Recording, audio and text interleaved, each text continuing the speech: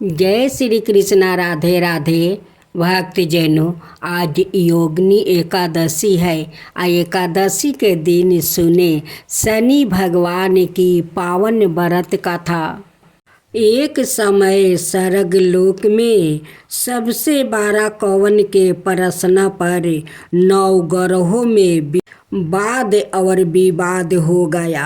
विवाद इतना बढ़ा कि परस्पर भयंकर युद्ध की स्थिति बन गई। निर्णय के लिए सभी देवता देवराज इंद्र के पास पहुँचे और बोले, हे देवराज, आपको निर्णय करना होगा कि हम में से सबसे बड़ा कौन है। देवताओं का प्रश्न सुनकर देवराज इंद्र उलझन में पड़ गया। इंद्र बोले, मैं इस प्रश्न का उत्तर देने में असमर्थ हूँ। हम सभी ने पृथ्वी लोक में उज्जैनी नगरी में राजा विक्रमादित्य के पास चलते हैं। देवराज इंद्र सहित सभी ग्रह देवता उज्जैनी नगरी पहुँचे। महल में पहुंचकर जब देवताओं ने उनसे अपना प्रश्न पूछा तो राजा विक्रमादित्य भी कुछ देर के लिए परेशान हो उठा, क्योंकि सभी देवता अपनी अपनी शक्तियों के कारण वो महान है। किसी को भी छोटा या बड़ा कह देने से उनके क्रोध के प्रकोप से भयंकर हानि पहुंच सकती है। अचानक राजा विक्रमादित्य को एक उपाय सूझा और उन्होंने विभिन्न धातुओं स्वर्ण, रजत, चांदी, कांसा, तरमा, तांबा, सीसा, रंगा, जस्ता, अभ्रक, लोहे के 9 आसन बनवाया। धातुओं के गुणों के अनुसार सभी आसनों को एक दूसरे के पीछे रखवा कर उन्होंने देवताओं को अपने अपने सिंहासन पर बैठने को कहा। देवताओं के बैठने के बाद राजा विक्रमादित्य ने कहा, आपका निर्णय तो सवाई हो गया है। जो सबसे पहले सिंहासन पर विराजमान है वही सबसे बड़ा है। राजा विक्रमादित्य के निर्णय को सुनकर शनि देवता ने सबसे पीछे आसन पर बैठने के कारण अपने को छोटा जानकर क्रोधित होकर कहा, राजा विक्रमादित्य, तुमने मुझे सबसे पीछे बैठाकर मेरा अपमान किया है। तुम मेरी शक्तियों से पराजित नहीं हो। मैं तुम्हारा सर्वनाश कर दूंगा। शनि ने कहा, सूर्य एक राशि पर 1 महीने, चंद्रमा 2.25 दिन, मंगल 1.5 महीने, बुध और शुक्र 1 महीने, अब बृहस्पति 13 महीना रहते हैं। लेकिन मैं किसी राशि पर 7.5 बरस से 7.5 तक रहता हूँ। बड़े बड़े देवताओं को मैंने अपने प्रकोप से पीड़ित किया है। राम को 7.5 के कारण ही वन में जाकर रहना पड़ा और रावण को 7.5 के कारण ही युद्ध में मृत्यु का शिकार बनना पड़ा। राजा, अब तू भी मेरे प्रकोप से नहीं बच सकेगा। इसके बाद अन्य ग्रहों के देवता तो प्रसन्नता के साथ चले गए, परंतु शनि देव बड़े क्रोध के साथ वहाँ से विदा हुआ। राजा विक्रमादित्य पहले की तरह ही अन्याय करते रहे।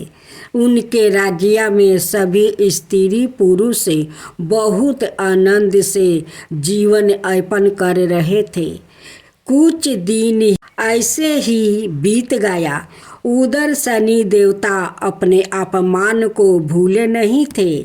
विक्रमादित्य से बदला लेने के लिए एक दिन शनिदेव ने घोड़े के व्यापारी का रूप धारण किया और बहुत से घोड़ा के साथ उज्जैनी नगरी पहुंच गया। राजा विक्रमादित्य ने राज्य में किसी घोड़े के व्यापारी के आने का समाचार सुना तो अपने अश्वपाल को कुछ घोड़े खरीदने के लिए भेज दिया। घोड़े बहुत कीमती थे। अश्वपाल ने जब वापस लौटकर इस संबंध में बताया तो राजा विक्रमादित्य ने सवाए आकर एक सुंदर और शक्तिशाली घोड़ा को पसंद कर लिया। घोड़े की चाल देखने के लिए राजा उस घोड़े पर सवार हुआ तो वो घोड़ा बिजली की गति से दौड़ पड़ा। तेजी से दौड़ता घोड़ा राजा को दूर एक जंगल में ले गया और फिर राजा को वहाँ गिरा कर जंगल में कहीं गायब हो गया। राजा अपने नगर को लौटने के लिए जंगल में भटकने लगा, लेकिन उन्हें लौटने का कोई रास्ता नहीं मिला। राजा को भूख प्यास लग आई। बहुत घूमने पर उसे एक चरवाह मिला। राजा ने उसे पानी मांगा। पानी पीकर राजा ने उस चरवाह को अपनी औंठी दे दिया। फिर उससे रास्ता पूछकर वहाँ जंगल से निकलकर पास के नगर में पहुँच गया। राजा ने एक सेठ की दुकान पर बैठकर कुछ देर आराम किया। उसे सेठ ने राजा से बातचीत की तो राजा ने उसे बताया कि मैं उज्जैनी नगरी से आया हूँ। राजा के कुछ देर दुकान पर बैठने से सेठ जी की बहुत बिक्री हुई। सेठ ने राजा को भगवान समझा और खुश होकर उसे अपने घर भोजन के लिए ले गया। सेठ के घर में सोने का एक हार खूंटी पर लटका हुआ था। राजा को उस कमरे में छोड़कर सेठ कुछ देर के लिए वो बाहर गया। तभी एक आश्चर्यजनक घटना घटी। राजा के देखते देखते सोने के हार खूंटी निगल गई। सेठ ने कमरे में लौट कर हार को गायब देखा तो चोरी का संदेह राजा पर ही किया, क्योंकि उस कमरे में राजा ही अकेला बैठा था। सेठ ने अपने नौकरों से कहा कि इस परदेशी को रस्सियों से बांधकर नगर के राजा के पास ले चलो। राजा ने विक्रमादित्य से हार के बारे में पूछा तो उसने बताया कि उसके देखते ही देखते खूंटी ने हार को निगल लिया था। इस पर राजा ने क्रोधित होकर चोरी करने के अपराध में विक्रमादित्य के हाथ पांव कटवाने का आदेश दे दिया। राजा विक्रमादित्य के हाथ पांव कटवा कर उसे नगर की सड़क पर छुड़वा दिया गया। कुछ दिन बाद एक तेली उसे उठाकर अपने घर ले गया और उसे अपने केलू पर बैठा दिया। राजा आवाज देकर बैलों को हाँकता रहा और इस तरह तेली का बैल चलता रहा और राजा को भोजन मिलता रहा। शनि के प्रकोप की 7.5 पूरी होने पर बरस ऋतु आरंभ हुआ। राजा विक्रमादित्य एक रात मेघ मल्हार गा रहा था कि तभी नगर के राजा की लड़की राजकुमारी मोहिनी रथ पर सवार होकर उस तेली के घर के पास से गुजर रही थी। उसने मेघ मल्हार सुना तो उसे बहुत अच्छा लगा और दासी को भेजकर गाने वाले को बुला लाने को कहा। दासी ने लौट कर राजकुमारी को अपंग राजा के बारे में सब कुछ बता दिया। राजकुमारी उसके मेघ मल्हार से बहुत मोहित हुई। अतः उसने सब कुछ जानकर भी अपंग राजा से विवाह करने का निश्चय कर लिया। राजकुमारी ने अपने माता पिता से जब यह बात कही तो वो हैरान रह गई।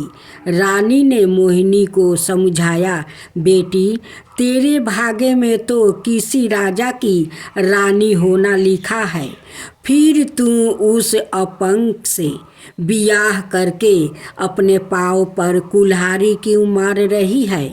राजकुमारी ने अपनी जिद नहीं छोड़ी। अपनी जिद पूरी करने के लिए उसने भोजन करना छोड़ दिया और प्राण त्याग देने का वो निश्चय कर लिया। आखिर राजा रानी को बेबस होकर अपंग के विक्रमादित्य से राजकुमारी का विवाह करना पड़ा। विवाह के बाद राजा विक्रमादित्य और राजकुमारी तेली के घर में रहने लगा। उसी रात सपने में शनिदेव ने राजा से कहा, राजा, तुमने मेरा प्रकोप देख लिया है। मैंने तुम्हें अपना अपमान का दंड दे दिया है। राजा ने शनिदेव से क्षमा करने को कहा और प्रार्थना की, हे शनिदेव, आपने जितना दुख मुझे दिया है अनाय किसी को ना देना। शनिदेव ने कुछ सोचकर कहा, राजा, मैं तुम्हारी प्रार्थना स्वीकार करता हूँ। जो कोई स्त्री पुरुष मेरी पूजा करेगा, शनिवार को व्रत करके मेरी व्रत कथा सुनेगा, उस पर मेरी अनुकंपा बनी रहेगी। प्रातःकाल राजा विक्रमादित्य की नींद खुली तो अपने हाथ पांव देखकर राजा को बहुत खुशी हुआ। उसने मन ही मन शनिदेव को प्रणाम किया। राजकुमारी भी राजा के हाथ पांव सही सलामत देखकर आश्चर्य में डूब गई।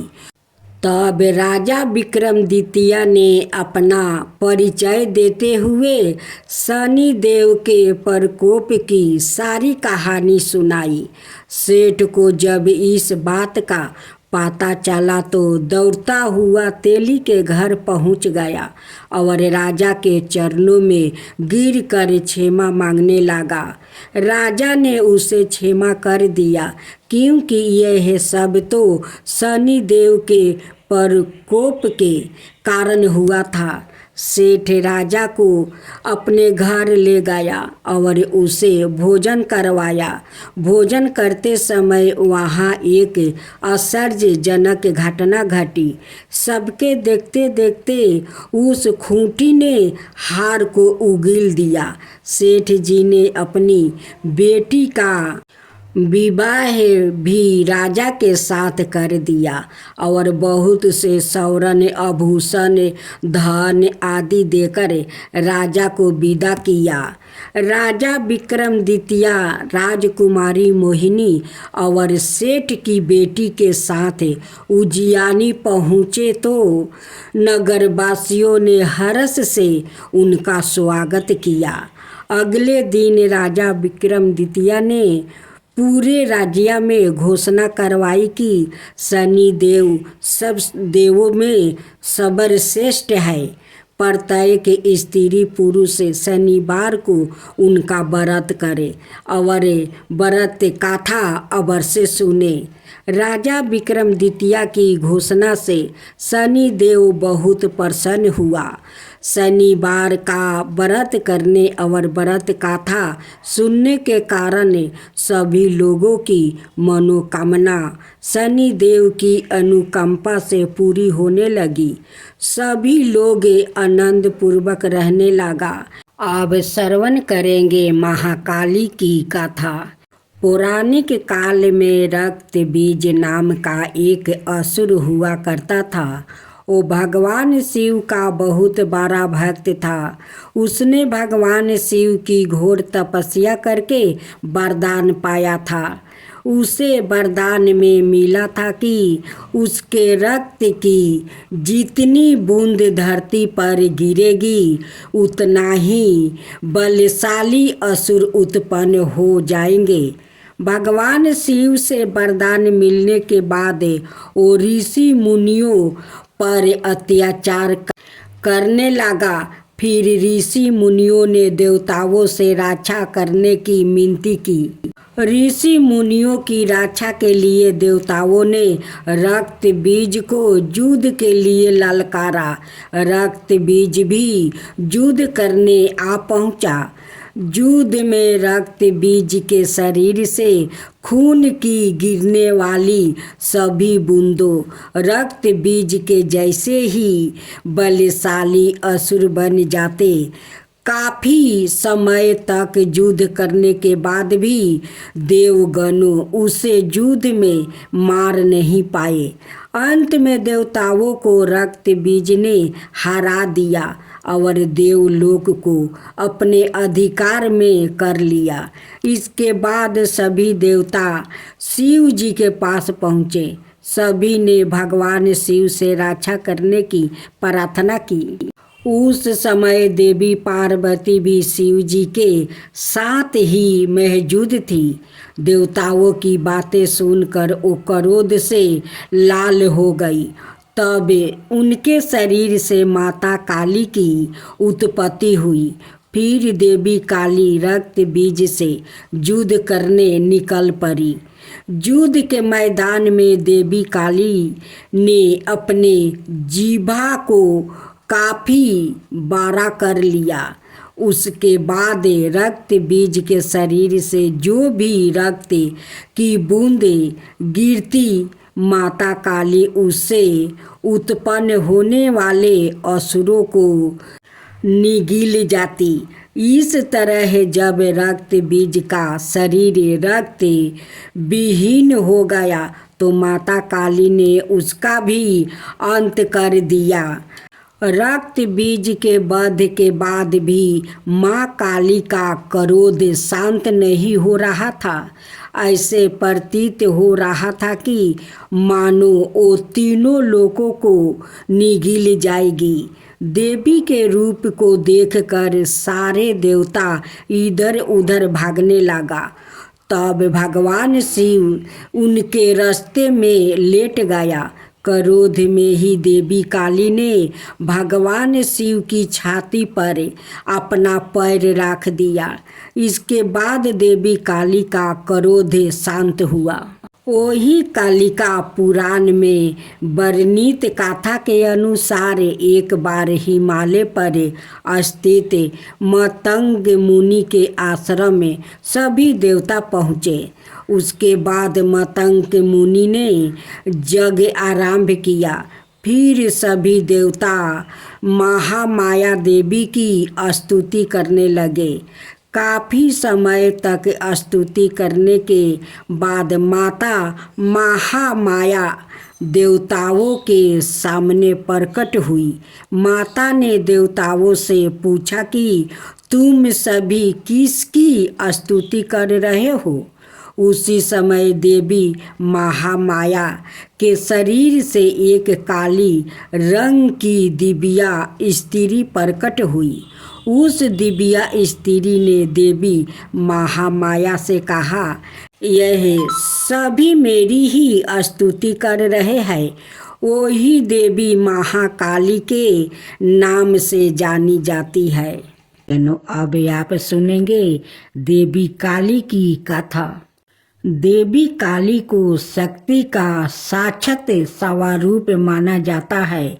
माता रानी अपने भक्तों पर दया दृष्टि रखती है, लेकिन दुष्ट और दुराचारियों पर विध्वंस भी करती है। महिषासुर अति बलशाली दैत्य था, जिसका संहार देवता भी नहीं कर सके। इसलिए देवी काली का जन्म हुआ। धार्मिक ग्रंथों में माँ काली के जन्म यह अवतार को लेकर कई मत है, लेकिन सब्र मनाए मत यही है कि माँ काली का अवतार दैत्यों के संहार के लिए हुआ था। नवरात्रि में हम नव दुर्गा यानी माँ दुर्गा के 9 अवतारों की पूजा करते हैं, लेकिन जब दैत्यों के संहार के लिए माँ काली का जन्म हो चुका था तो फिर क्यों माँ दुर्गा को कई अवतार लेने पड़े? आइए जानते हैं इसके बारे में। काली माँ की कहानी छठी सातवीं के देवी महात्म्य के प्रथम अध्याय में काली को महाकाली के रूप में दर्शाया गया है।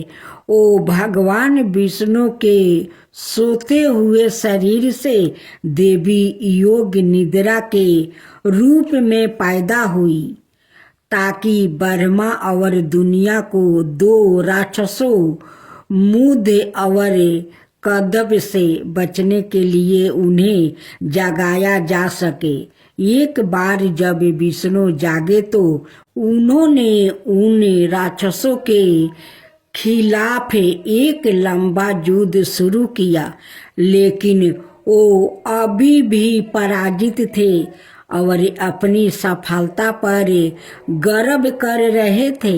यह देखकर महाकाली ने महामाया का रूप धारण किया और दोनों राक्षसों को मंत्रमुग्ध करने के लिए चली गई। जब वो महामाया से विचलित हुए तो विष्णु ने उन्हें तुरंत मार डाला। बाद के अध्यायों में चंड और मुंड 2 राक्षस थे जो देवी दुर्गा पर हमला करते थे। दुर्गा इतनी उग्रता से जवाब देती है कि काली उसके माथे से निकलती है और उन दोनों को मार देती है। यहाँ काली को गहरे नीले रंग की त्वचा संधि हुई, आंखों वाला एक पातला चेहरा और खोपड़ियों की माला के साथ बाघ की खाल का कपड़ा पहने हुए बताया गया है। बाद में उसी युद्ध में राक्षस से रक्त बीज जिसके सेनापति चंड और मुंड थे युद्ध में काली का सामना करते हैं। रक्त बीज को वरदान है कि उसके खून की हर बूंद जो जमीन को छूती है उससे उसका एक और कैलोन पैदा हो जाएगा। चौकी दुर्गा रक्त बीज को उसके अनगिनत कैलोनों के साथ हारने में असमर्थ है। काली उसके शरीर से उसका खून चूस लेती है और उसे हराने के लिए उसके कैलोनों को खा जाती है। रक्त बीज और दारुका दोनों मामलों में काली को दुश्मनों को हराने के बाद रक्त पिपासु के नसों में चूर बताया गया है और रक्त पिपासु की उसकी लालसा नियंत्रण से बाहर हो जाती है। शिव को फर्श पर शांत होकर हस्तक्षेप करना पड़ता है। जब काली क्रोध में आगे बढ़ रही होती है तो वो गलती से शिव पर पैर रख देती है और उसकी जीभ बाहर निकल जाती है। वो तुरंत शांत हो जाती है और फिर से दुर्गा पार्वती में विलीन हो जाती है। युद्ध में भाग लेने के बाद शिव ने पार्वती को काली काली त्वचा वाली कहकर चिढ़ाए। पार्वती बहुत आहत हुई और योग योग तक तपस्या करना शुरू कर दिया, जब तक कि उन्होंने अपना काला रंग नहीं खो देती है, इसे त्याग नहीं दिया और गौरी सुनहरी तवाचा वाली देवी नहीं बन गई। उसका छिपा हुआ अंधकारमय अवतारण कोशिकी बन जाता है, जो क्रोधित होने पर काली बन जाता है। काली पूजा उत्सव देवी काली को समर्पित है और विशेष रूप से पश्चिम बंगाल, ओडिया और असम के भारतीय क्षेत्र में मनाया जाता है। यह हिंदू कैलेंडर के हर महीने में अमावस्या के दिन मनाया जाता है। यह दीपावली के बाद शुरुआत होता है और दिनों तक चलता है। चौकी देवी काली महाविद्याओं में प्रमुख है। उनमें से प्रत्येक का काली पूजा से पहले अवतार का एक दिन होता है।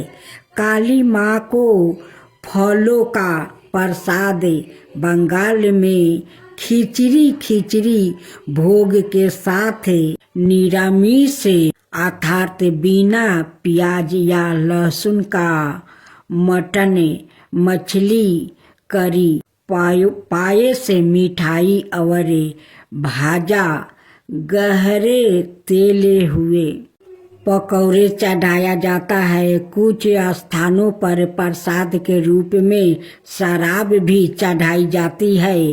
अनुभवी पंडितों का कहना है कि लोग रात भर पंडालों में आते हैं और दिन की तुलना में रात में भीड़ बढ़ जाती है। पूजा आश्चर्यजनक रोशनी, प्रकाश और धावनी काली पूजा से पहले प्रत्येक दिन मनाए जाने वाले महाविद्याओं के अवतार और अंतिम महाविद्या कमलात्मिका के अवतार, जिसे कमलात्मिका जयंती के रूप में मनाया जाता है, दिवाली के दिन पड़ने के कारण उन्हें अक्सर तांत्रिक लक्ष्मी के रूप में माना जाता है। इसके कारण और इस के कारण कि लक्ष्मी को विष्णु की पत्नी के रूप में माना जाता है। उसके बाद इसे लाल गुलहल के फूलों और गुलहल की माला से सजाया जाता है, जो उनका पसंदीदा फूल माना जाता है। फिर काली पूजा पंडालों में काली मंत्रों और भजनों की मदद से की जाती है।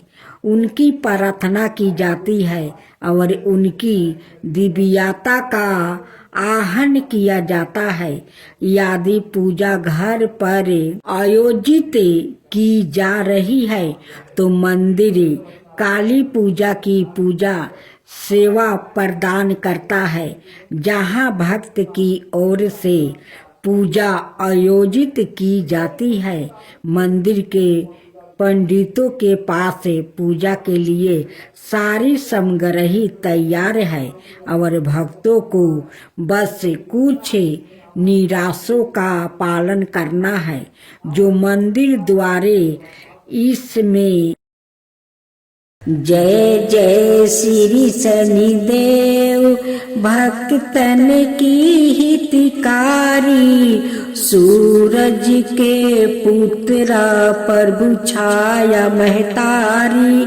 जय जय श्री शनिदेव। सामे अंक बक्र दृष्टि चतुर्भुजाधारी, नीलंबर धारण नाथ गजा किया सवारी।